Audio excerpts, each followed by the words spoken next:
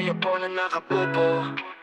Subukan nyo namang tumayo at baka matanaw na nyo ang tunay na kalagayan ko. Ganito kasi yan Tao po, nandiyan po ba kayo sa loob ng malaking bahay at malawak na bakuran?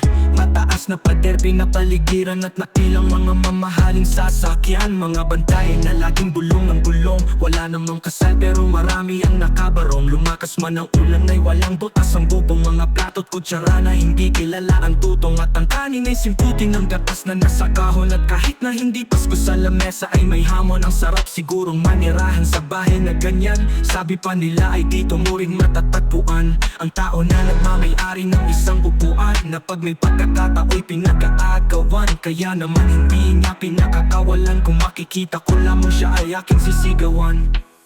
Kayo po na nakaupo, subukan nyo namang tumayo at baka matanaw na nyo ang tunay na kalagayan ko. Mawalang galang na po sa taong nakaupo.